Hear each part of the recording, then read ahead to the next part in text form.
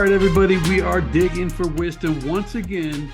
It's the formidable bye week where most of the big districts are off, but we do have some good games, and we'll discuss all of them. It's my guy, Professor Diggs. It's me, the Wizard. We're talking about Week 6, Texas high school football, and we usually start off by talking about 3-6A, but I wanted to talk about the big news, jump to 4-6A, as South Lake Carroll's got a running back that they've had on JV for the first 5 weeks, but now he gets to play varsity. Maybe tell the people how Riley Wormley may change things out there in Dragonland.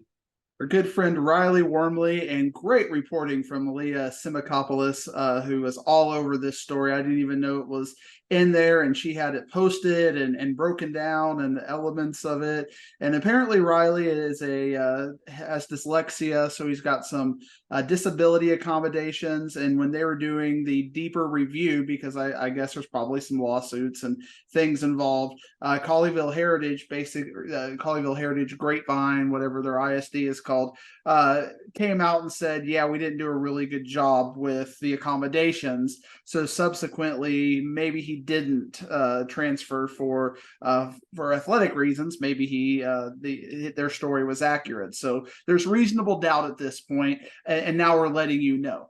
So after this happened, the superintendent called the UIL and said, I think we made a mistake. Can we reopen this with this new evidence? They reopened it, and he was given eligibility to play football. One thing I was a little confused about that the article didn't mention was, a lot of times in this situation, they'll just play JV because you're eligible to play JV. And it sounds like he was not playing JV. So this is actually going to be his first football action if he plays against Keller in 2 weeks. So I wonder, we see kind of that difference between week 1 and week 2, how much ring rust he would have, so to speak, or gridiron rust he would have getting into the game this late, because Carroll's been doing pretty good at the running game. So now they have a threat who can basically take it to the house against the better teams like Keller and Byron Nelson. So another offensive tool in the toolkit of Riley Dodge. I think it makes South Lake even much more formidable. Maybe not necessarily going to impact their district standing, but it might impact their regional and state championship opportunity standing. Was he able to practice these last 5 weeks? I know he was able to practice before the season started. He knows all the plays. These aren't things that he's going to learn, but was he able to practice those 5 weeks he couldn't play? I think when you're deemed ineligible, you can't do that at all. You can't do that with varsity. I don't know that for 100% fact that, but I know you can play on junior varsity. So it's possible that they could have created that loophole. But if in his head he's not going to play and he's thinking, well, I'm just going to play in college, stay healthy, or continue the fight, he might not be playing. But at the same time, running back is one of those positions where you have to be extremely durable, and him being fresh, basically, taking that first half of the year off might be a boon for South Lake even on top of that. So you got, on one hand, you got the rust. On the other hand, you have the freshness. It'll be interesting to see how they come out with that. We still might get 10 games. Even jumping in game 6, he still may get a 10-game season. Well, they're one of many districts that are off. Let's take a look at some of these lower districts. Well, Lord, we have to interrupt you for a little bit because it's a bye week, so I get a little more flexibility. I saw the run sheet, and you're like, Diggs can talk about this, Diggs can talk about that. There's at least 7 different places on our run sheet where I can fit in Plano East talk, and I'm going to go ahead and fit Plano East talk, but not what you think. Kind of thing. Probably one of the biggest upsets in 6A volleyball happened this week as your Plano East Panthers knocked off the state-ranked Plano West Wolves in volleyball in 4 sets. So let's give a shout out to those Plano East Spiking Panthers who are now in the volleyball realm as a team to watch and a team to consider in 6A. Plano East volleyball with the Diggs in more ways at once. Diggs, kills, spikes. We got it all here. I got you. All right. Well, thanks for that Plano East knowledge. Let me know how their water polo team is doing. We don't have that like you fancy people in Louisville have. And, I know Louisville ISD, the water polo is the big thing. I don't think we have that in play. We do get a little physical in the pool, so we're good like that. All right. Can we talk 3-6A now? I think we can talk 3-6A. The thing that was interesting to me last week was the Bell Crowley game. Crowley not scoring in the second half was kind of a shocker, but we were looking for Bell to maybe not win, but show that they could make week 11 mean something. And I think they may have done that, right? With the 7-point loss there.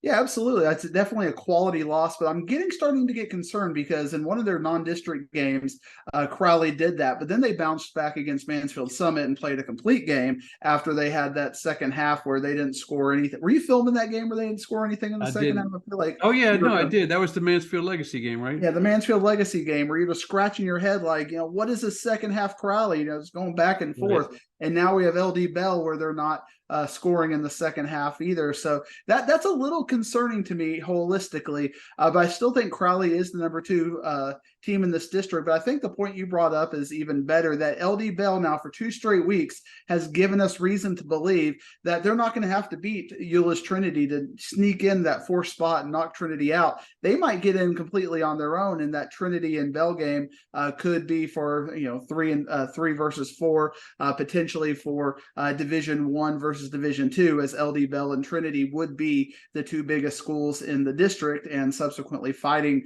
to avoid whichever is the Division 1 team out of 4 6A that would be the best, which could end up being South Lake Carroll, could end up being Keller. It just depends on who makes it out of that district. So LD Bell did show me enough to give me a lot more optimism, but Saginaw Boswell still hasn't played the meat of their schedule for us to truly know how good or not good they are. And Weatherford, they're offensively good enough to where, like, if Crowley lays an egg in the second half, they're good enough to overcompensate and maybe get a win in there. So this district for me is still 6 strong, even though I think the top 4 are starting to get a little more crystallized for me.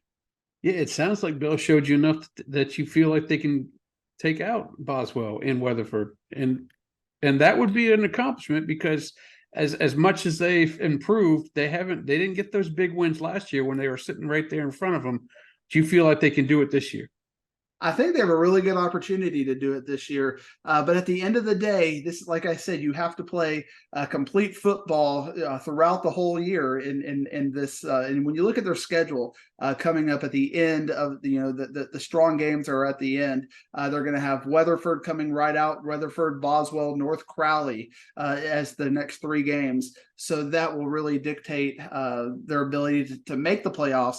You got to come out with Weatherford because that's going to be a shootout. And LD Bell, I think the strength of their team is their offense. So if there was a mismatch there, that could throw them behind the loop. And then Boswell the next week, that's really the big game for the 4th spot.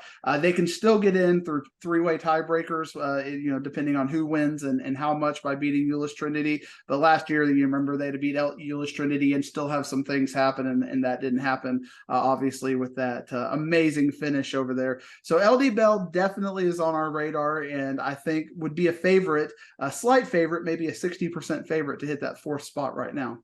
They got to get one of those next 3, and if they get 2 of those next 3, they should really. They're feeling good. Their confidence should be sky high.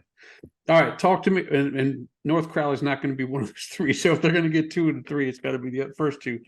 Talk to me about 4-6A, because that thing is on break as well. And now, with the addition of Wormley, where does that put the South Lake Carroll Byron Nelson matchup? Because I believe you were thinking it was tipping in Byron's scale. The scales were tipping in Byron's direction without Wormley, and now you think it's the other way because Wormley doesn't play defense, and I think that may be where they have problems against Byron Nelson. Byron Nelson is competing defensively at a very high level, but you look at that game against Timber Creek, and they gave up 26 points in that game. So a good offense looks like, or a great offense, or an elite offense looks like they're going to be able to score on Byron Nelson. Now, can Byron Nelson compete against South Lake offensively? I do think so. But last year, even as good as Byron Nelson has played this year, I think last year they were a little bit better. And I came into last year thinking, well, they had a chance. Maybe they have a chance to get up to that next level, and they didn't. So I don't think that they're going to, surpass the Dragons this year. South Lake is just too good. Wormley is just going to make it a little bit further of a separation.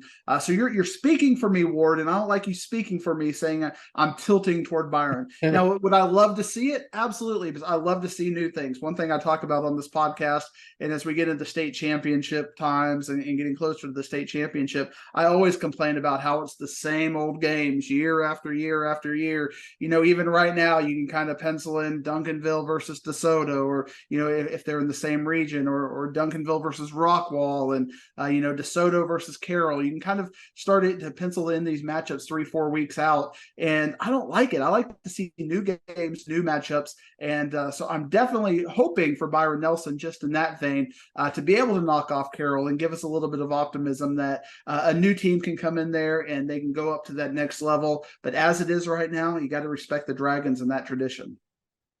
And as far as that fourth spot goes, Eaton's, give a percentage on Eaton, because in 2 weeks it's Timber Creek against Fossil Ridge, and if Fossil Ridge upsets Timber Creek, I would think you would say Eaton's in there, right? Or no? Yeah, at that point, they would have kind of the buffer wins, since Eaton's already had a good win over one of those two Keller teams, and I think they already beat Fossil Ridge. So Timber Creek is going to be the team that really has that last chance to get into that 4th spot. I'm a little bit worried about Keller, because you look at what Keller did this week against Keller Central. You could kind of see the impact of the running back hole and the injuries at running back. So if Keller has a bad enough time, they might end up falling out of that solid number 3 spot. Even though they've already beat Northwest Eaton, so they have a little bit of a buffer there. But just like we talk about, and we will talk about the Mound Showdown, when you get Keller and Fossil Ridge playing, you can throw the records out, because the rivalry is intense there. So one thing like that could completely offset this district. I think Keller's still number 3, but they got to get healthy. They get a couple of weeks now with a bye week to do that. Northwest Eaton should be that number 4 spot, but Timber Creek is charging fast to potentially be that 4th spot as well. So and again, that's a big that's a big game for Timber Creek to kind of get in there and upset the balance of this district. It doesn't really change anything as far as the Division 1, Division 2, since Timber Creek is on the bigger side, whether it's Northwest Eaton or Timber Creek making the playoffs. It keeps South Lake Carroll Division 2. If you're the fan of the chaos and you want to see South Lake Carroll go up to Division 1, you're going to be cheering for Fossil Ridge to get into that 4th spot. But right now it looks increasingly harder that Fossil Ridge is going to get in that spot, because now they're going to have to get over Timber Creek and get over Northwest Eaton. Haltom is another team that could upset things a little bit in this district, depending on what happens. But again, they wouldn't be impacting too much of that Division 1, Division 2 seeding, although they could change the seeding for Byron Nelson a little bit. Well, 5-6A does not have a bye week, but they do have a soft ride into the bye week, because the big dogs are playing the smaller dogs, so to speak. But my team, Denton Braswell, who I've always said is top notch and might be a 4th team, they get a home game against McKinney. If they pull that upset off, which everybody knows I believe they will, then I've been riding. Are you okay, Ward? Are you okay? All right, that's not, very well what I think about that game. So breathe a little bit, Ward. It's okay. I know both of our football teams on Sunday got a little beaten up, and we're a little bit battered here, but you got to get that brain fog out. Okay. You love Brazos, you love Carico Stadium. You like the sight lines and the lighting over there, but Braswell, they're done. Good. I'm glad you're finally on board of what I was saying a couple of weeks ago, but you pulled me out of the mud back there. But I think everybody knows, I think Brass was probably done coming up with the McKinney game. But any of these 4 top dogs going to have any kind of competition with the little pups out there? Prosper is going to be a big favorite over Little Elm. Allen, Rock Hill, maybe. Rock Hill showed, obviously, against Plano East that they have the ability to show out and have a big performance, and they had that kind of performance against Prosper. Did all kinds of special teams things where they're doing onside kicks and crazy pooch punts, and they were getting it. So they have an opportunity, I think, to give Allen a much better game than we might think. And if they beat Allen, that's not necessarily a guarantee, but then then we have a potential three-way tie with Allen, Braswell, and Rock Hill. But Allen beat Braswell by big enough to where I think that probably doesn't even matter too much. That Rock Hill would have to do something else, like beat Denton Geyer, to overcome that three-way tie situation. But that's probably the best game of the 4 games this week is Rock Hill against Allen, just because Rock Hill, they got Jonah Bowman, they've got Victor Chionuma, so they've got some pieces that can, probably the biggest names of other than Zima are with Rock Hill. So can they play a perfect 48 minutes, because they played a good 36 against Prosper, but by the fourth quarter Prosper just wore them down. But I don't think Allen is quite at Prosper's level. So if they can play at that level, potential upset watch there. And as we learned this week with the addition of 3 more schools out in Prosper, we got another big stadium coming out that way. That'll be interesting in a couple 2-3 years. See what that thing looks like. All right, let's move on to 6-6A. I'm excited. We're home, Ward. We're home. That's right. We landed safely in 6-6A. So if you feel like you need to talk about Plano East Heaving right off the bat, but I wanted to talk about Louisville and Capel. That should be an interesting matchup. Capel gets them at home. Louisville coming off a big win against Flower Mound. I will be at that game at some point, probably in the second half. See what that team's all about at Capel. And you tell me what you think is going to happen in that joint. Capel has been playing weird football this year, because the first 3 games, they've kind of kept everybody in the game with Timber Creek and South Grand Prairie and even Saxe. And then they finally showed a complete 48-minute performance against Plano West. But it's Plano West at the end of the day. It's probably the one team that everybody is going to show out against. But, the one thing I kept saying is I think everybody's going to be able to score against Capel, and Capel is going to make every game competitive. But for the first time, their defense did shut out a 6A caliber team in Plano West. So they're playing a little bit better after the bye week, and maybe they got some pieces back. And Louisville has been very Jekyll and Hyde. I think they're still struggling with their identity. Against Flower Mound, they threw the ball a lot more. People keep telling me in the Louisville program that really the strength is running the ball. So can they get behind that offensive line and consistently pound with their 2 running backs, and Byron Ellison and the kid who transferred from Flower Mound, Addison Wells, I believe is his name. Yeah. And can they continue to do that versus Capel, who is offensively probably the best offense in the district, and has so many different weapons. So I think that this is Louisville's chance to get back into my good graces. And I know that's really all that matters here, because that's Louisville and we're having a bad relationship right now, given that they let me down against Highland Park. When I put you out there and I say you are the Diggs team that I have to consider that is going up to that next tier, then you lose to Highland Park, a team that loses to Lake Highlands, that loses to Flower Mound. Can't do that, Ward. So I'm mad. So I need redemption, and I need style points. So if Louisville wants to get back in my good graces, 2-3 score win over Capel. I think they'll get at least 2 scores. Can they get to that 3rd score to make me happy? Right. Find out. Well, they got to get your good graces. I've been in my good graces. Been in your bad side, and I didn't like it at all, boy. If I remember right, last year, and I'll research it while you're talking, I think Louisville beat the hell out of Capel last year. I mean, I don't think that was a competitive game. So it goes to show that they have the ability to do that, and they might be able to do that as well. Because when Capel gets that run game shut down, they have to throw it, and they become one-dimensional.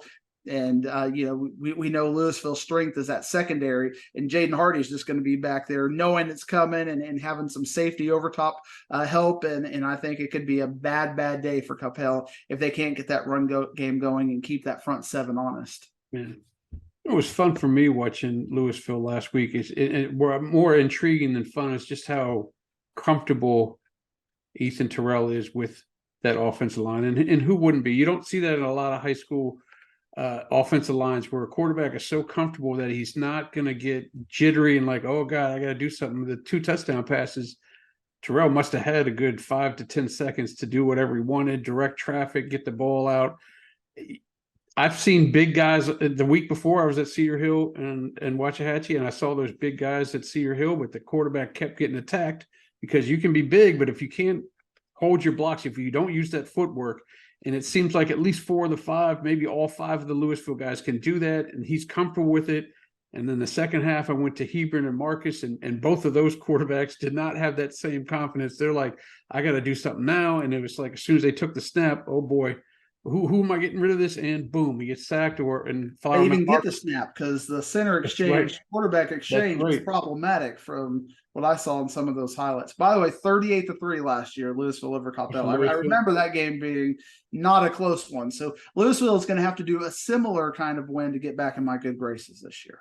Yeah, I was going to say they need to do something similar for you at least. 38-3, that was going to be difficult. Can they, how about 38-10? Will they be all right? I'll take 38-10, but Okay. that touchdown's got to be a garbage time touchdown. We can't be having that first drive of the game kind of a thing. Well, the rest of 6A is battling each other, and we're trying to figure out who's who. I mean, if you went through your dump last, it didn't sound right, but if you went through the dump last Friday night, you had one. Don't forget to get your colonoscopy, men, if you're Yes, 45 exactly. or older. You need to have a sponsor for colonoscopies to talk about your dump. But first and second, you had, you were happy with Louisville and Capel, but there's a big jumble there for those third, fourth, fifth spot. And that's Mound Showdown is going to go a long way in determining something. Marcus finally got a win on their ledger, but it took overtime and a crazy 17 points in the fourth quarter to do it. Talk to me about what you think about that game. That's the one I'm really interested in hearing what you have to say.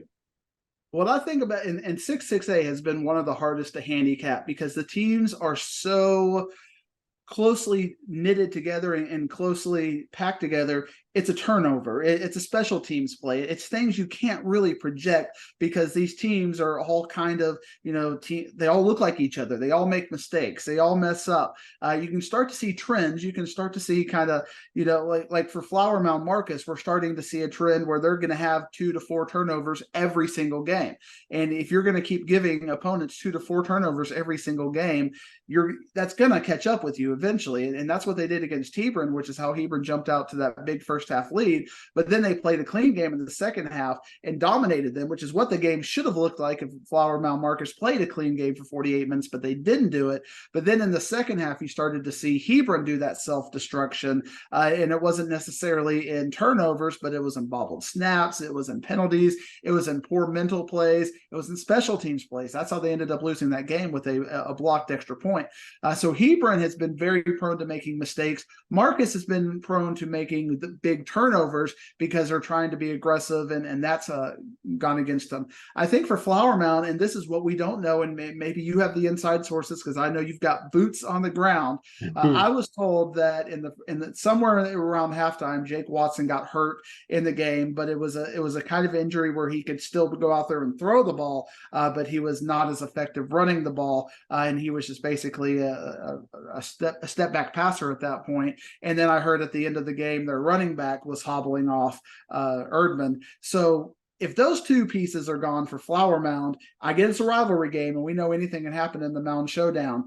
That's 2 big losses. I don't know if they can overcome that given Marcus and their ability to have a high explosive offense. So have you heard anything? Do you have the latest injury report? Are we going to see a 9th grader come out of the stands and lead Flower Mound to the promised land? I don't have the update. I do know that I did see the play where Watson got hurt. It was a running play, and he got popped pretty good. It took him a while to get up. He did finish the half. I obviously wasn't around for the second half, but haven't heard from the boys. They just got back today, went right out to work, so there's nothing I can do about that. But if Watson is out, that would be a devastating blow right there. Especially, I mean, running, as you say, more than passing, I think, because just the thought of him running is enough to make defensive changes for the other side. But if Marcus is going to make 5 turnovers, I mean, if you're getting a short field with the backup quarterback, you may be able to score anyway. So who knows what happens in that one. And the Mound Showdown has been one of the craziest rivalry games, universally. You could have a really good Marcus team against a really bad Flower Mound team, and Flower Mound will find a way to stay in that game and find a way to pull an upset. So you put these 2 teams together for Marcus. Can they avoid the turnovers? For Flower Mound, are they healthy? When I put those 2 things together, at some point you got to quit having 4 turnovers a game. I think that that Marcus is due for at least 1 game where they're not going to have that. And given the questionable health for Flower Mound's 2 top players, I think Marcus gets a slight edge for me. But And at then, this point, anything is possible. and then the other big one is Plano East and Hebron. I think of the 6 teams we mentioned so far, the 4 playoff teams are going to come out of those 6 in my eyes. I don't think Plano's going to make a run at it. Plano East, can they play? You just said, if they play a clean game against Hebron, they should win. I think, but if that's the key, is that going to happen? And they play a clean game though, and they've been having this problem going back to last year, very similar to what Marcus is dealing with this year. That they're averaging 2-3 turnovers a game, very consistently, and they got it. They got to play a perfect game to be able to beat Hebron. I think obviously I'm going to pick Plano East because that's what I do. And what better way to ruin Hebron's homecoming and ruin the Brian Brazel Stadium renaming than to have Plano East, the team that they handpicked to come in there and be the homecoming opponent, beat them. And I know that's a very motivating thing for Plano East. And what I saw against Plano for the Plano East Plano game was Plano East got confidence. After Rock Hill hit him in the face, and then Plano was able to go down there and drive down the field the very first drive and score be up 7-0. Plano East was doubting themselves. They felt like, here we go again. We're going to be right back. We're not going to win a game. But then they got to stop. Then they got the turnover. Then they got the tipped pick that they haven't been getting all year. And all of a sudden they score a touchdown. They start to believe. And that belief came back in the game against Plano. And if you really break down the game against Plano, they probably should have scored 50 if it weren't for their mistakes. And they probably should have beat Plano going away. But they made the mistakes, let Plano stay in the game. And but for some questionable play calling and identity development that Plano has to go through, Plano had a really good chance to steal that game in the fourth quarter. So Plano East has their identity. Now they've got their confidence. Can they avoid the mistakes? They're getting healthy. A lot of the players that were question marks are back in there. So I think that's the key for them. Play well, stay healthy, and don't make mistakes, because I think Hebron will make a few mistakes. I heard that Patrick Creighton, their quarterback, seemed to have that self-doubt by the end of that game. And can they get him back in there and get him confident again? Because losing that 17-point lead against a rival like Marcus has to be deflating for them. So you're going to have Plano East coming in on a high. You're going to have Hebron coming back a little bit frustrated. I think Plano East has a little bit of the momentum. Can they play the clean game? It's been hardwood. And a lot of and what I saw in these 6A games, and I hate to say this as bluntly as I am, but we're not watching elite level football. We're watching teams really middle through, and they would make a playoffs in a lot of these districts like 9-6A and 7-6A.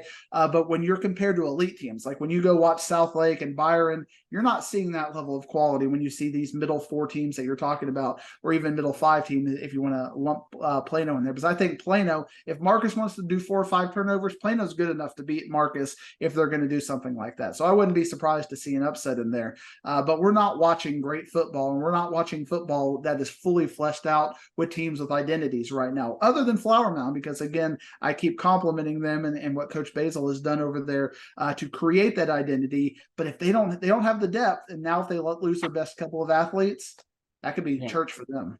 Yeah, they got to turn that. That's 2 losses in a row. They got to turn this thing around.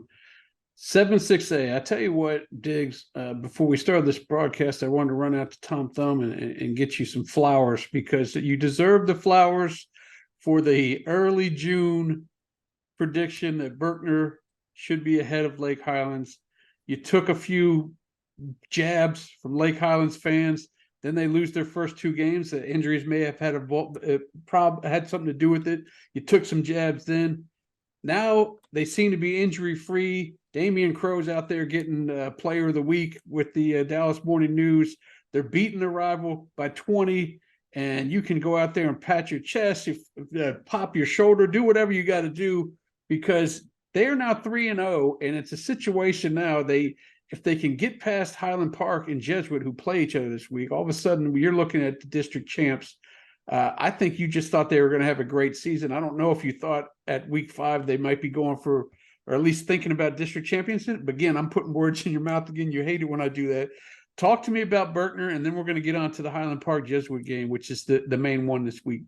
With Berkner, now that they beat Lake Highlands by 20, if you have a situation where you have a 3-way tie with Lake Highlands, Highland Park, and and Berkner all for that first place, that plus 20 is going to go very far into calculating that even if they lose against Highland Park, they still may end up being statistically the district champions when you do the tiebreakers and whatnot. And now that they also have the head-to-head win over Lake Highlands, they're looking like they're going to be the Division I first seed, which means, as we talked about on the campfire and the district breakdown so many months ago, that they're probably going to win a playoff game, and they might even be a favorite for a second playoff game, depending on how the region matches up. So Berkner's got to feel really good, but can they beat Highland Park at this point? And now all of a sudden Highland Park's looking at things like, this is our chance to get back in and redeem ourselves after Lake Highlands, and we already beat Louisville. Can we beat Berkner? I think as if they played right now, which they're not because they're playing Jesuit, I would probably give Highland Park a little bit of an edge over Berkner, but we'll see how things kind of shake out as we get to that game. But Highland Park versus Jesuit, Jesuit has Jesuit and Highland Park both have play consistently at their ceilings, but at Jesuit, I don't think they have the talent that Highland Park does this year.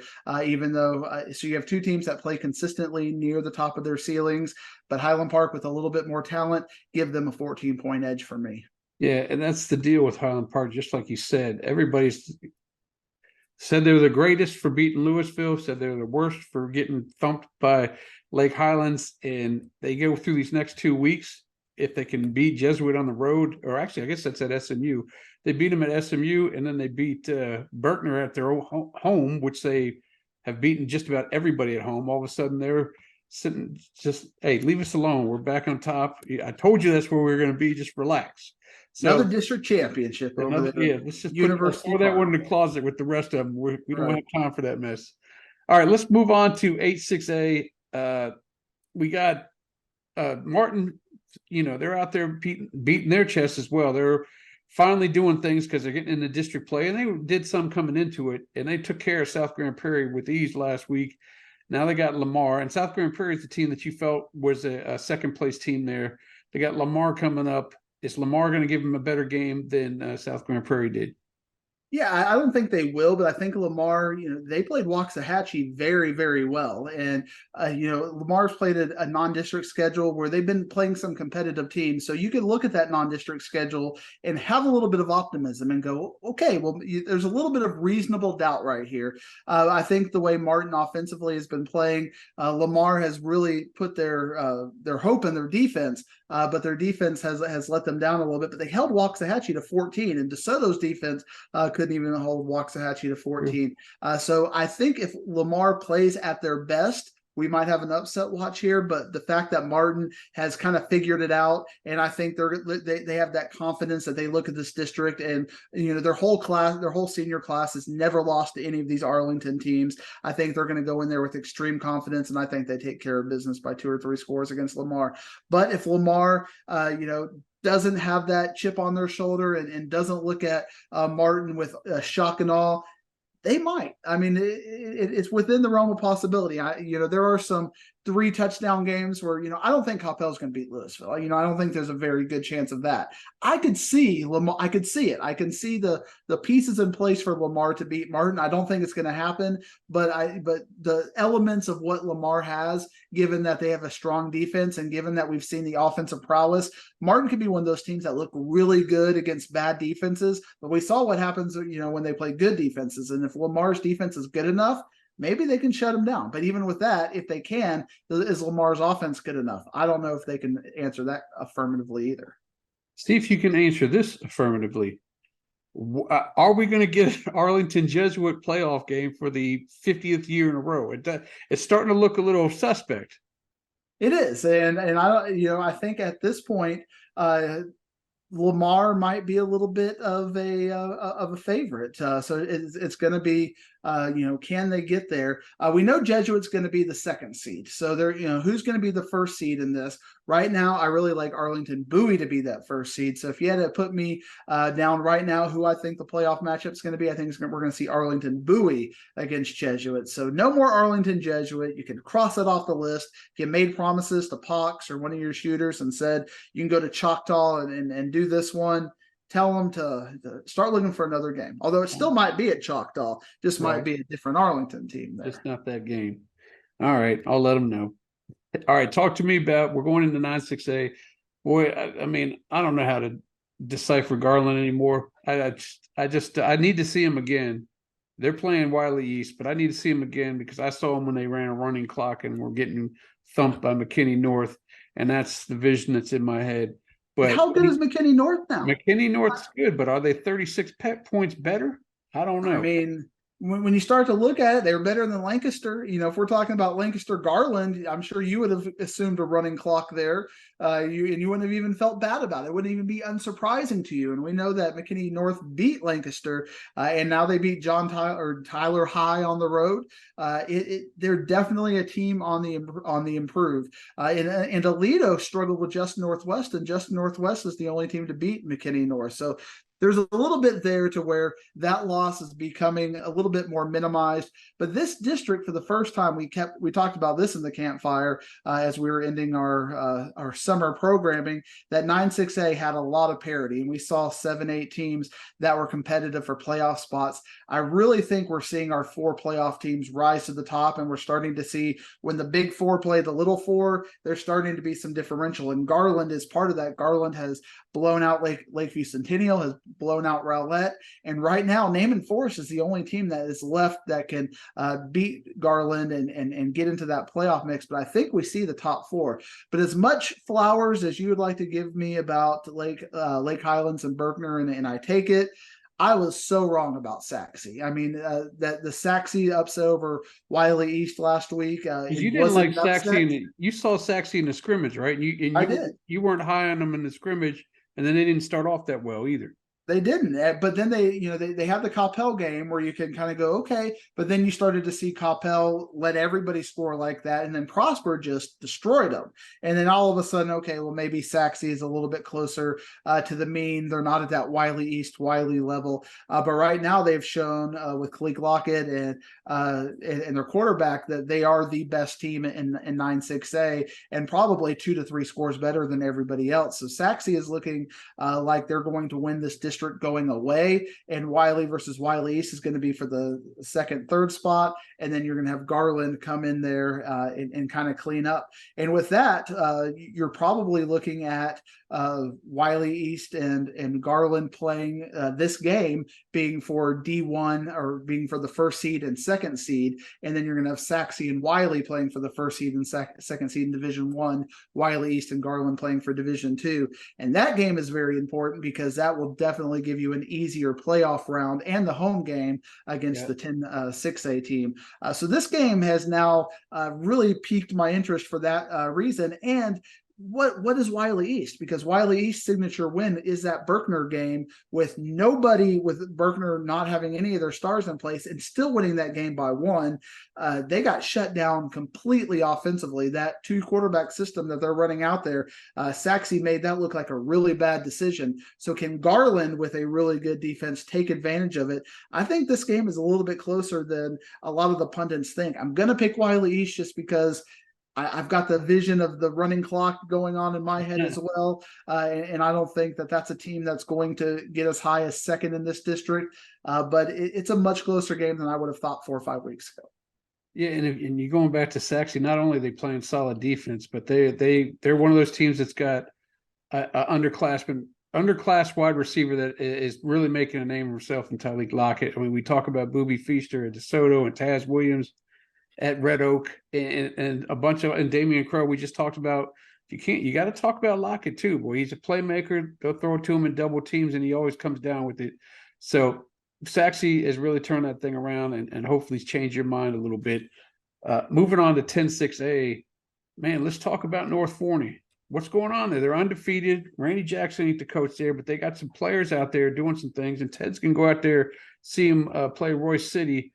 Talk to me about that game and how far can they keep this undefeated season going? You know, Coach Luster, head coach over there at North Forney, and Coach Jackson were very close.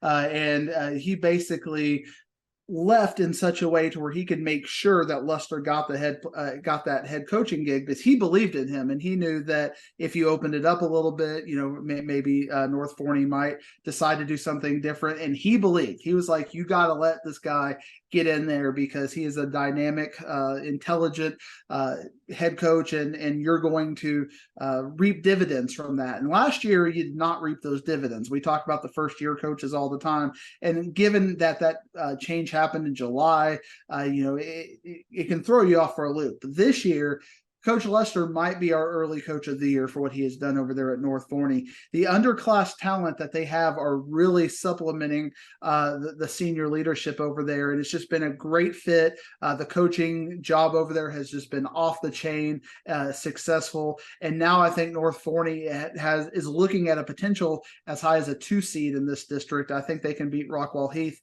the way that Rockwall Heath is playing, because Rockwall Heath is good, but they just don't have the talent. North Forney has the talent this year. But Royce City is looking at this as a chance because they beat the Colony, and we know that the Colony beat Denton Ryan. They're looking at this as their proving ground game. So Mesquite Horn has been a little bit of a head scratcher. So Royce City is looking at this as a chance to make their statement in this 10-6A mix. I don't think they will, but I know that Royce City is going into this game very confident, feeling that they've got the running game and they've got the right quarterback to go in there and do a little bit of damage. Touchdown Teddy's going to have a heck of a game, and I'm going to keep an eye on that one. But I'm going to take North Forney to maybe even end up going 9-1 in this district. And I don't think they're quite at that Rockwall level, but I think they can knock off Heath. But this district is, we're talking about 6-6A and how competitive it is in the middle. This district all the way down to 7. This is what Tyler Legacy did to Mesquite, Royce City right there. Those 3 teams can beat Rockwall Heath, Mesquite Horn, and North Forney on any given day. So you got to come out every single week, because there is no Plano West in this district. There is no North Garland, no South Garland in this district. There are no weeks off, and everybody is good enough. It was a huge shock for me for Tyler Legacy to not beat Mesquite, but to beat them by 3 scores. Yeah. And that shows that Tyler Legacy, when we had our campfire, I picked them number 4 as my surprise pick. Should have been North Forney, because I didn't know what North Forney has. But all of a sudden, if North Forney, or if Tyler Legacy can get in there, there's still a lot of chaos. It may be Mesquite Horn who ends up not making the playoffs in this district when we were so high on them going into this season. And Legend Bay, we talked about him for the first 2 weeks on this podcast as being that difference maker, but there's some chemistry issue going on right now at Mesquite Horn, and they just completely fell off the face of the earth after that first week. Yeah, I'm kind of nervous to ask you what kind of point spread you're going to have on the Rockwall Mesquite Horn, because I feel like if I asked you in week 1 what you would have for this game in week 5, you'd probably say, oh, this might be a 7-10 point game. But oh man, I'm gonna go ahead and ask it though. What do you have Rockwall winning by? Rockwall is a team that's going to let teams stay in the game because of their defense, defensive inefficiencies. I think the game will kind of look like it did against Rockwall Heath. I think Mesquite Horn will stick around for the first half. I think Rockwall will play complementary football in the second half, make a couple of changes, and end up winning between 14 and 21, depending on what happens and when they score. I don't think it's going to be just an absolute blowout, but everybody's going to play Rockwall competitively just because their defense, has some questions, has some weaknesses in there. But we keep talking about the quarterback situation over there, and what Mason Marshall did last week against Rockwall Heath was next level excellent.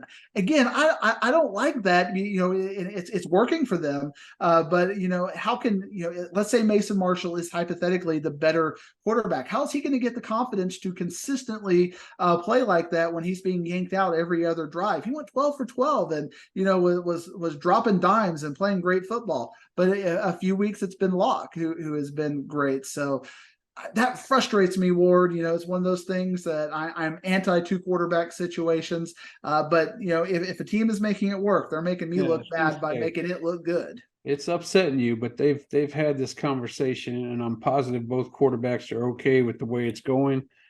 Maybe when we get into the playoffs, like I said, like you said, maybe somebody steps out and Mason Marshall gets the ball the 75, 80% of the time in the playoffs. But right now they're cool with it, and they're certainly putting up the points. So let's move on to 11-6A, who's on their bye. And I texted Colin Simmons today just to see how things were going with his quest for 40 sacks. And he pretty much said, well, you know what? Not so good. It's not going so good because he's playing barely 2 quarters and everybody is going whatever direction he's not in. So he didn't give me a sack total, but I know he's probably given up on that 40 sack dream. They're just doing whatever they need to do, right? They're not playing around. Like I'm interested in. I've got to look here and see what week they play. Right after the bye, they play Wax.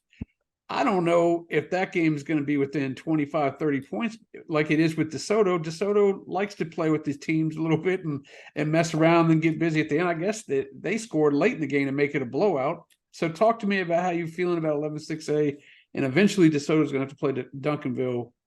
How will that one go? But I guess we can talk about that one later. Well, we can always talk about that because that's one of those things that keep, it's one of those vacillating things because it's what everybody in 11-6A is talking about. Who's going to win, Duncanville or DeSoto? And every week, Duncanville is putting up a stronger resume, and DeSoto is continually putting up these head-scratching numbers each and every week where we're looking at, a couple of weeks ago, it was with them having over 200 yards of penalties, and now it was Waxahachie keep staying in this game for 3 quarters. And again, the penalties are continually an issue. I saw a statistic that DeSoto is averaging 15 penalties a game and over 170 penalty yards a game right now. You can't do that at a high level. And, at one level, you can say, well, refs. When it was 4 games, it's no longer refs. It's discipline. It's coaching. Either they're coaching it to happen, or they're coaching, or they're letting it happen. They're not coaching not to stop it. So that's a little bit of an issue. Whereas the only team that scored on Duncanville is South Oak Cliff in that first week. They haven't given up a touchdown since then. You look at their overall metrics: 210-13. That is just dominance. Whereas DeSoto 191-73. That 73 kind of shows that defensively they're not playing as seriously as Duncanville is. And Duncanville just has that mentality that DeSoto doesn't. DeSoto is, I think, still happy to be there. I think DeSoto, doesn't expect or believe that they can actually beat Duncanville, whereas Duncanville is already looking at North Shore and saying, how can we get better? Because we know in week 17, there's going to be a behemoth that looks exactly like us, who is as good as us, who has beaten us around 3 of the last 4 years, that is going to be waiting. So we have to keep getting better each and every week. DeSoto, like you said, they're playing with their food a little bit. So every week I'm kind of looking at, is DeSoto going to take that step? Because I think if you look at the pure talent, DeSoto is equal to talent with Duncanville, but Duncanville mentally is a little bit better than DeSoto. And I think we're going to see that, because I think Duncanville will probably beat this Waxahachie when we get out of that bye 42-0, 49-0, and make a statement to DeSoto. This is how you prepare. This is how you stay focused. This is how you become dominant. You're not there, DeSoto. And there's quite, and as we've mentioned before, quite a difference between the 1 and 4 here, because one beat the last place team in this district by 76 points, and the team that we probably have at 4, which is Mansfield, beat them by 2 and struggled throughout the whole game just to get that 2-point win. We talked about Mansfield last week. Just bringing them up this week. They haven't done anything to put anything in your favor. I don't think they're in jeopardy of losing the 4th spot. Maybe you do, but it's just Coach did tell me, Coach George told me they're not as good as they were last year, but I was so impressed at that Summit game, and right now they've been kind of stagnant. Yeah, I mean, you think about Mesquite Horn and how like something happened to them, and it's like something happened to them after that Summit game to now where they played Legacy and Lake Ridge. It's not been the kind of competitive, crisp football that you had expected at the first couple of weeks out of Mansfield, when we were looking at them going, okay, they might have a little bit of something right here. So I don't know if it's injuries, depth, what's going on, but the last 2 weeks they've definitely trended down.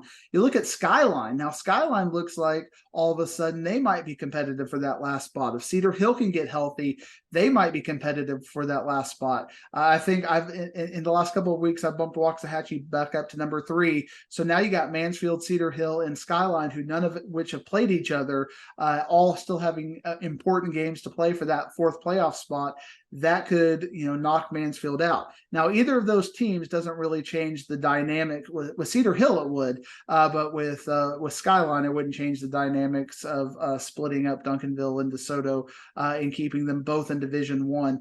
Skyline is the second biggest school, so if Skyline ends up making the playoffs, it would be Duncanville and Skyline, and then Waxahachie and DeSoto in Division Two. Cedar Hill, that's the one that you got to keep an eye on. But Cedar Hill, our correspondent, our Cedar Hill special correspondent Olivia has not indicated that they've gotten any healthier yet. But a couple weeks when that game happens, you never know. So keep an eye on Skyline, keep an eye on Cedar Hill, and keep an eye on Mansfield because they are trending down right now, and that scares me a little bit because you talked about how 76-0 versus 35-33. That's a big difference. Big difference. You got to be proud of our girl Olivia, by the way. She's all morning Friday. She's like, I don't want to go see this beat down by Duncanville over Cedar Hill. I'm not going to do it. And I'm out shooting, about ready to go to my second game. I text her. I said, where you at? And she said, oh, I'm at Cedar Hill, Duncanville. It's not going so well. That's a true fan, man. She's turned them horns loose for us because she's right there with them the whole way. All right, let's move down. She supports the peripherals. We're talking Crowley on the X or Twitter or whatever that is, the Fighting Carlos Lens over there, and she did that Crowley game against Mansfield Summit, and I think she's taken it after me because she told the story of that game better than I can do it. She had the good camera going on, and she should get out there and get some Thursday games for you, Ward. You got a freelancer. You got to have like a Cub reporter from the cell phone, and maybe throw a segment on social media, shoot your highlights, and Ward will tag you on IHSS DFW or something. Make it happen, Ward. Make a meeting out of it. She does do a good job. I'm going to throw her a job application, make sure her references are straight, and we'll see if we can get her on there real quick, get her paycheck. All right, let's move down to 5A. I got to see the Colony against Denton Ryan on Thursday. I had to wait through a hailstorm, which actually did some nice damage to the car. I'm not going to blame that on the Collins complex. That happened to Mother Nature, got me on that one. So that's what's going on there. By the way, seeing Rudy Rangel, man, I got to talk to him before the game. Boy, he's in tip-top shape. He looks a lot different than he did last year. Him and his wife are serious about getting themselves together, and he looks great. And the team looked great in the second half as they shut down Ryan. They couldn't score. I don't know what kind of blocking was going on because I caught the second half on TV, and boy, people were running in free from the sides, terrorizing this Hobbs quarterback they have over there, Ryan Hobbs, which is what I was kind of mentioning, that Ethan Terrell thing. He felt comfortable back there. Well, Hobbs certainly didn't because they were coming from all angles, made the key plays to get that win, and their reward is they get to play Alito this week. Yeah, and that's not much of a reward. And as great as that accomplishment is for the Colony, I think the bigger question is who's going to end up being that fourth playoff team. Can Denton Ryan find a way to sneak it out? Can they get things back? Can they get the ship righted and knock off Burleson Centennial or Justin Northwest to overcome the Colony loss? Or will the Colony be fighting with a team like Fort Worth Brewer, who came out of nowhere and just completely blasted Azle this past week? I think right now you can legitimately look at three teams competing for that fourth playoff spot, but very much like we're going to talk about in 7-5A with Lancaster, Denton Ryan still has the talent to be the edge, but now they got to, win a couple that, right now it may be realistic that they shouldn't. From what you saw in the eyeball test, you tell us, you inform us, the audience, can they do it? That's a young team. So, and they got there. I mean, all these guys are going to be back next year. It's not, that's how young they are. The talent is all coming back next year. They got talented offensive linemen. They just weren't blocking the right guys. I think they can, but I think they can get a third spot there. I don't know if they're going to, one of either Burleson Centennial or Northwest is going to finish ahead of them just because of that youth and the inexperience. They do have a great receiver. I don't know if you saw that Mossick catch. He's like an individual. He's one of those athletes that they put all over the place. He got himself open all over the place, but they just couldn't stop the rush there. But that puts him at 3. If I put him at 3, what are they looking at in the first round? They're looking at a road game, but they're looking at who? Like a Lake Belton or Midlothian or something like that? Yeah, Lake Belton or Midlothian.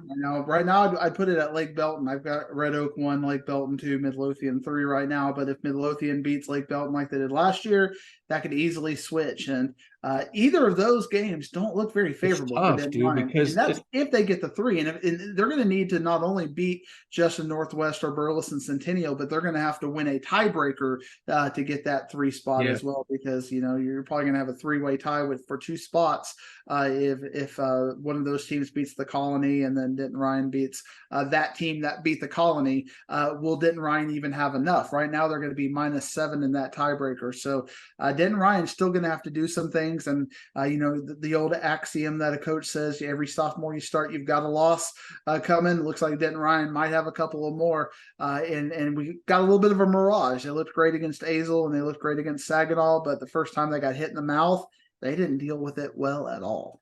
No, they did not. What's your point spread on the Alito game, or do I even want to know? I think Alito will beat You them throw an Emerson score on? significantly. I mean, a lot of people when in Alito were frustrated that they only beat Justin Northwest by 4 scores.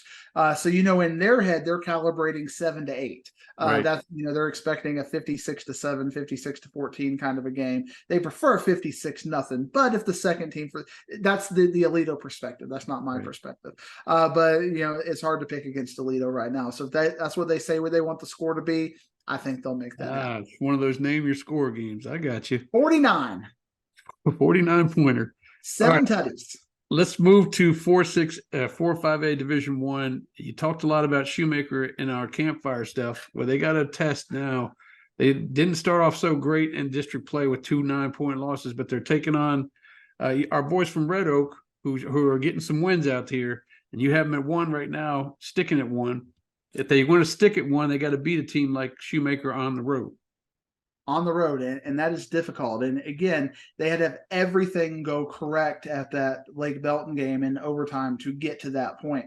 Killeen Shoemaker is playing desperate football. They got to steal this win. They got to keep the homestand alive, and I think they have the ability to do it. But how can you pick against that quarterback at Red Oak who has consistently found ways to win? Red Oak, Coach Robinson over there has consistently found a way to keep that team playing at a high level. I think Red Oak will eke out a 1 score, 1 to 2 3-point kind of win against Killeen Shoemaker, because that's how all these games have been. And Shoemaker has just been just a little bit short. But we talked about with the Coppell Louisville example versus the Lamar Martin example. This is more like the Lamar Martin. I would not be surprised at all to see Shoemaker win this game. And if Red Oak gives them anything, 1 or 2 turnovers, Shoemaker could make this ugly at home. Sounds like a good game for our new correspondent, Olivia. Send her out to Killeen, because you will not go out there because you hate. You're on the road. I'm not going down there. Yeah, that's right. It is a bye week, so that's true. All right, 5-5A Division 1. You talked about how you thought Timberview would have no problem. They had no problem with Newman Smith. They're not going to have any problem anywhere in this district until the playoffs start. But there's the 1 seed, and then there's the 4 seed, and looks like there's a little battle here for a possible 4th seed spot here. What do you think about the Richland WT White game? I don't think this is for the spot as we talked a little bit about off air, but I think this is going to give WT White the audition. Can they play with Birdville? If you can keep it close with Richland, 1 or 2 scores, that tells me you can keep it close with Birdville and you can beat Birdville. But if Richland goes out there and beats them by 35-42, then I think Birdville is going to be a solid number 4. So for me, I'm looking for style points. Can WT White keep this close, or are they going to get blown out? If they can keep it close, I think they can be competitive for a 4 spot. If not, they're done. But I think they're going to keep it close, and I think they can be competitive for a 4 spot. But I'm going to quickly, if it's a 49-6 sort of game, I'm selling that stock real quick. And they only lost to Timberview by 20, so that's something. I mean, it's 3 scores, but it's better than the other teams have done in that district. All right, moving on to 6-5A Division 1. If Lone Star is not the carbon copy of Reedy last year, I don't know what is. Those 2 wins they got in this district, they have no reason to get them. With 1 minute left in both of those games, it's a loss. And somehow they turned it into a win. They got the costly turnover against Wakeland and turned that into points. I mean, they're sitting pretty, and now we have to figure out the rest of the district. First of all, give me your insight on Lone Star. Is it Reedy 2022 all over again? It is absolutely Reedy 2022 again. And we talked about how parity driven those three were going to be. And all three of them played one score, just absolute bangers, very much like 4-5A Division One last year, where you had all those games by 1 point. All of these games are last minute, last drive sort of games when they all three played each other. But the sad news for Frisco ISD football fans is they've all played each other now. And now we're getting to the other part of the schedule. And the other part of the schedule is not going to be very pretty. But what we don't know is how good Frisco is.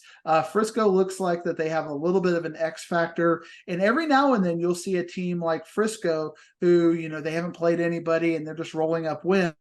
All of a sudden they start knocking off. It's like Frisco Heritage last year did that. All of a sudden they come out of nowhere and they start knocking off some of the big dogs, and all of a sudden they become a big part of the playoff discussion. I think Frisco is going to be that team this year. I don't think they're at that top 3 level yet, but it wouldn't surprise me for them to maybe knock off a Wakeland who's having a bad game and get up to that 3 spot. But it's fun football, but I think we're starting to see the gap widen, and the only 2 teams that I think have a legitimate chance for the 4th playoff spot are Frisco Heritage and Frisco. So once that game is done, it's all over but the seeding.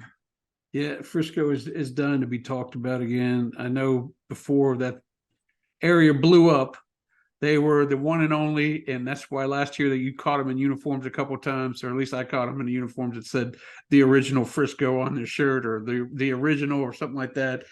They'd love to be talked about again, and if they can beat Sherman, if they lose to Sherman, we're not going to be talking about them anymore. But they play Thursday night. That's one of my 2 games Thursday night, so we will see what goes on in that game. We're at the bye week in 7-5A Division One, and you got to see McKinney North. You went out to East Texas to see him. I wasn't going to go with him. You said, "Hey, Ward, do you want to come with me?" I was like, "Where are you going?" "East Texas." "Nope, I'm not going with you, buddy, but tell me how the game went." They took care of their East Texas foe, while Lancaster did not take care of their East Texas foe, who came into town and let Taylor run loose on them. Talk about how this district is kind of playing out. And, I'm heading out to Forney on Thursday to do a little story with them to see what Coach Fleener has to say about the Jackrabbits. Coach Fleener will say very nice things about me, by the way. So you talk that up, and you'll have full access in there. We were in that 11 to 12 hour before the dump started. I was texting with Coach Fleener, and we were having our own little 7-5A dump, breaking things down. And he's a big fan of the podcast. He's a big fan of you, Ward. So you go out there and you make sure that you smile and put on your hat. And better bring that man a hat then, right? I better give him some. Give him a hat. He will be wearing it, and he just enthuses energy. Lancaster, played for their lives, and they didn't win, but they showed me enough for me to think I think they can get to that 4th spot. A lot of people don't like when I do this, Ward, and I'm about to do it, and I'm going to try to justify myself proactively. Upsets happen in football. And, I always say if these 2 teams would have played 10 times, different circumstances, different things, who would have won more of those games? And when I look at that Tyler High McKinney North game, I think Tyler High wins 7 of those 10 games. McKinney North got up by 21, just like they did against Lancaster, and they had to hold on in that game. And I think I came away thinking Tyler High was a little bit better than McKinney North, but McKinney North outcoached them. They outplayed them early. They took advantage of a couple of onside kicks and some gaps in their coverage. But by the time Tyler High had adjusted in the second half, they were just beating them up, and they really had a chance. That they had a go-ahead touchdown called back from an illegal man downfield. That was basically a lineman who tripped forward. He was expecting to block somebody, and there was nobody there to block, so he fell forward, and they threw a touchdown pass, which would have given them the win, but they got the flag thrown on them. And I say that to mention that McKinney North has now beat Lancaster. They've now beat Tyler High. I don't know that they're better than both of those teams if we played a 10-game series, but the game that they played, they won. So they are, kind of guaranteed into that 3rd spot. Looking at Tyler High, Lancaster just has too many athletes for Tyler High. They've got Derek McFall over there at Tyler High, who is their best player, but Lancaster will have answers for him in their defensive secondary. I don't think Tyler High's defense is going to have any answers for Lancaster. So I think Lancaster matches up very well in that game against Lufkin and Forney. Lufkin lost their top 2 quarterbacks, so now they're looking a little bit, little bit hobbled. So I think Lancaster gets back into that fourth playoff spot. It's going to be good to see how good Forney is. Forney feels like that they should have won that game against Lufkin a little bit more handily, but they had two busted plays. And that game was 21-21 going to the fourth quarter before Forney put a little bit of window dressing on in the fourth quarter to give that the margin that they did. So I think we still have Longview 1. We have Forney 2, McKinney North 3. And now, given the fact that we have Lufkin who's hobbled, we have Tyler High who's got a sophomore quarterback, and their best player is a wide receiver. So I think Lancaster matches up better against them. And now we don't have to deal with any tiebreakers because McKinney North has won the tiebreakers against Lancaster and Tyler High. I think Lancaster will finally slide into that 4, which means they're going to be heading out to Houston in the first round. And we're going to have a Ward Freelance doubleheader with Lancaster and Port Arthur Memorial in the first round. A double doozy. Oh no, Port Arthur Memorial. I don't know if I can do that because Port Arthur. Who's going to hire to shoot that one, Ward? Nobody, because who's going to send out to Beaumont? Hey, Port Arthur's just like I do you with East Texas and the Lake Beltons of the world, man. I don't count them as Houston. They got their own TV station, so I won't get that one. Now, how about that? You need to start negotiating with Beaumont 5 or whatever, so you can make sure you get it on both of your shows. Well, I don't want it in Houston, but I'll take it up here.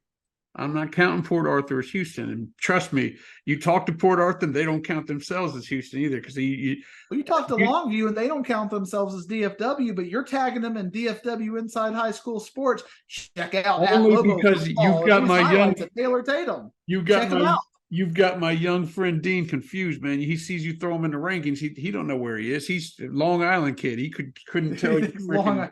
He couldn't tell you East Texas from Detroit. The kid don't know what's going on. You're confusing him with your rankings.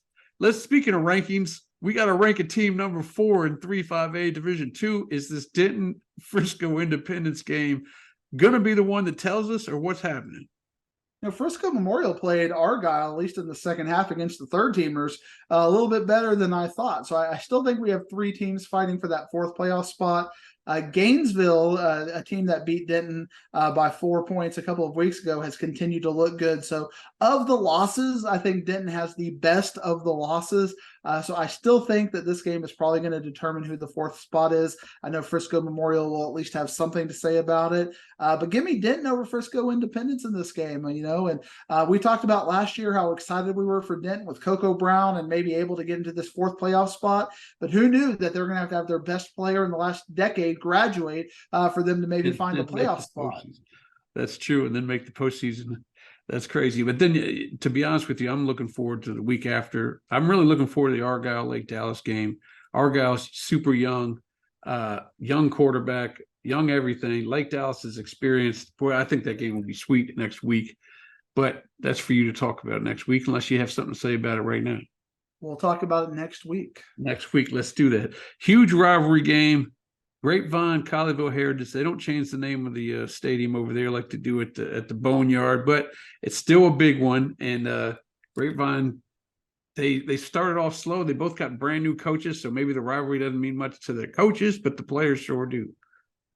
It's crazy because if you look at this district, I'm just going to kind of hijack you. There are very few times where every single game basically matters. And all the way down 4-5A, every game that matters is pretty much this week because you got Colleyville Heritage and Grapevine playing each other. You got Wyatt and Arlington Heights, who's basically for 3 and 4. We talk about, I think there's 2 teams that might be able to knock off Arlington Heights with Southwest or Northside. They're playing each other. And then you got Trimble Tech and Poly. Whoever wins that game, that's probably the only time they're going to win this year. So you got all 4 games that mean something, Ward. So I know you're going to send a camera crew out to every single game in 4-5A, and you're going to break down every single game in 4-5A. You're going to have the battle. What is this? The battle of the train or something out there? Battle of the rail.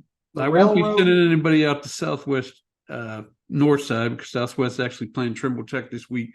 You may have jumped a little ahead on the schedule, but I definitely will have Pat Doney and Noah out there at the Battle for the Rail. I don't even know. Battle for the Rail. Well, then all the games don't matter this week except for the playoff games. The playoff games matter. The top 4 matter.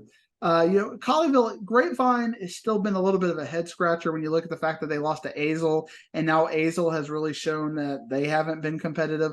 I think Colleyville Heritage is going to win this game. I think they're going to win this game going away. I think they're going to win this game by 3 scores, and Pat is going to be yelling at you because Pat does not like non-competitive games. He needs highlights going into 10 o'clock and an atmosphere, and by 10 o'clock, everybody's going to be cleared out and talking about the Rangers out there in Seattle, and he's going to be sad because you're just going to hear these random train horns going off as third teamers are scoring and in garbage time, and he's going to yell at you, Ward, and he's going to give you the righteous indignation that you deserve. So give me Colleyville Heritage to take care of Grapevine, because I'm just not sold on Grapevine. But Grapevine did win their game against Northside a little bit more impressively than I thought they would.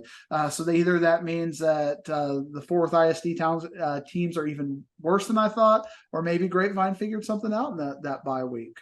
Northside might have got scared by one of those random train sounds you were talking about. Right. Just about ready to score, and all of a sudden a choo-choo, what? Oh, and he threw a pick 6. All right, let's go to 5A Division 2. Everybody's off for the bye week, and we're going to have some money games coming out of that thing. Who's the team that you think needs to kind of rest up and get back to where they need to be coming out of that bye week, out of the teams that we think are playoff teams?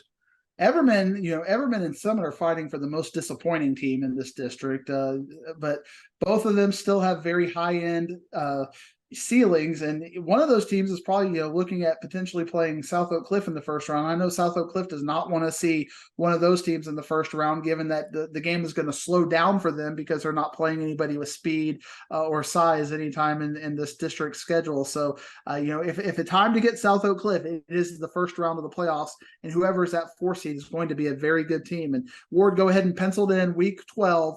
Whoever South Oak Cliff is playing in the first round of the playoffs, you got to have a camera crew there, because that's going to be one of the big games to watch. Midlothian Heritage has, I think exceeded my expectations. I still think Mansfield Summit's going to be there at the end of the day. You have to give the benefit of the doubt right now to Midlothian Heritage because they've consistently played better, but I still think Summit has the better athletes. But Ennis right now, has figured something out ever since Waxahachie. They've had 2 straight games where they have put up 50-plus points, or 49 and 50-plus points against Corsicana. So Ennis last 2 weeks, we talked about Mesquite Horn and a couple of these teams that look in Mansfield who are trending down. Ennis is trending up at the right time. So coming out of the bye, they may be looking at this as, why not us getting that first seed? But them beating Everman gives them a big advantage, because you want to avoid South Oak Cliff, because if you avoid South Oak Cliff, you have a very favorable first round game and a good chance to get to the second round. And for me personally, I'm eager to see how Midlothian Heritage does once they start playing some of the meaty teams in the schedule. Because if there's a team that's under the radar right now, it's Heritage. They're probably one of the more underrated, undefeated teams out there. I took a look at your rankings earlier today, and I saw them up there, and I just blew right by. So, there's Midlothian Heritage. Who else has he got in here? But that's only because they're going to play these big dogs here in the second half of the schedule, and that's where they can wow me. Right. Let's move to 6-5A Division 2. Talk to me about one of these games that you think is crucial here with the Seagoville against Hillcrest game. Yeah, Seagoville versus Hillcrest, and this happened last year, and it was a very frustrating thing with 6-5A. So you pretty much had everything figured out with like 3 or 4 weeks left, and you're just waiting to get to those 2 zone playoff games. And this is really one of the last chances that we're going to have to see if it's going to be. We know Woodrow is going to have that first seed. Seagoville, we think, will have the second seed. But if there's going to be a team that can upset Seagoville, it might be Hillcrest. My guy, Coach Ramon over there, has done a great job with Hillcrest, but they just don't have the Cats this year. They've struggled and they've been blown out of a couple of losses. I think this is Seagoville's opportunity to guarantee themselves that second seed, and then they can play Woodrow Wilson and maybe even bump up to the 1 seed. But I think after this week, we will pretty much know. Conrad still has a chance to get into the discussion as far as getting it. They lost to Woodrow Wilson. They'll have their chance against Seagoville. But I think Seagoville is a much better team than Hillcrest this year. But if a team is going to do it, it's going to be Coach Ramon and Hillcrest. So of the games this week, this is the only